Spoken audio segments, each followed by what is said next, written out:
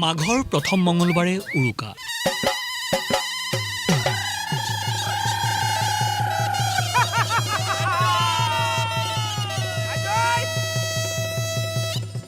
বুধবাৰে বিহু।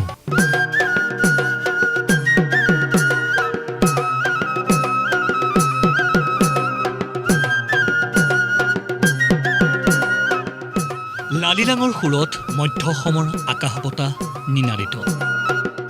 এয়া তিৱা লোককৃষ্টিৰ মেটমৰা ভঁৰালৰ চাক্ষুষ নিদৰ্শন।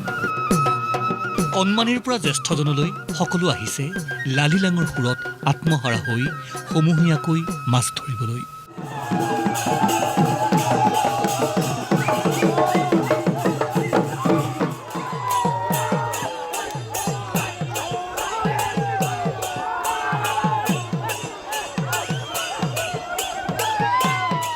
কি যে এক দৃষ্টিনন্দন পৰিৱেশ।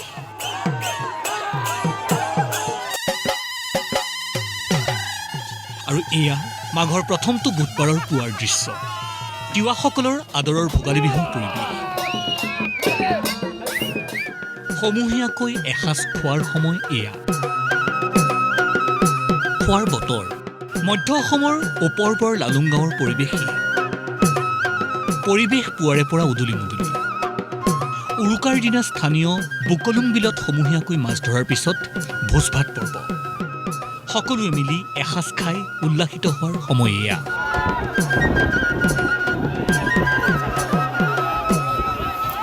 মঙলবাৰে উৰুকা, বুধবাৰে বিহু।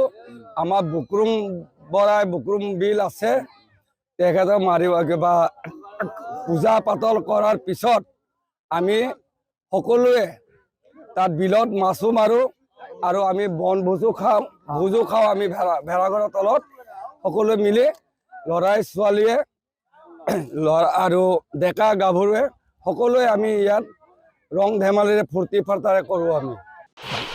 ইফালে পূৰ্ণোদ্যমে আয়োজন চলিছে আদৰৰ জোনবিল মেলাৰ।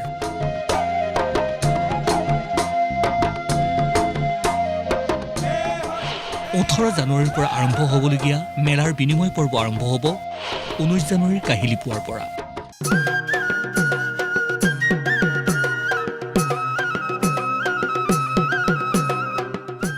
এইবাৰৰ জোনবিল মেলাৰ ওপৰত তথ্যচিত্ৰ প্ৰস্তুত কৰিব ইউনেস্কোৱে।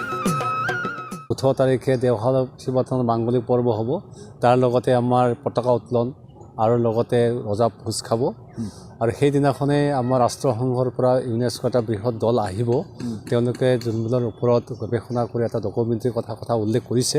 আৰু পিছদিনাখনে 19 তাৰিখে আমাৰ 6 বজাত বিনিময় প্ৰথা সম্পাদিত হ'ব। মুঠৰ ওপৰত ৰাইজ এতিয়া উৎসৱৰ আগত সম্পূৰ্ণ আত্মহাৰা। শান্তি আৰু সমৃদ্ধিৰ বাৰ্তা আনক এই উৎসৱে। সকলোবোৰ সুখত থাকক। কামপুৰৰ পৰা পুষ্পেন্দু বৰা আৰু জাগিৰোডৰ পৰা বিমল হাজৰিকাৰ ৰিপৰ্ট, প্ৰতিদিন টাইম।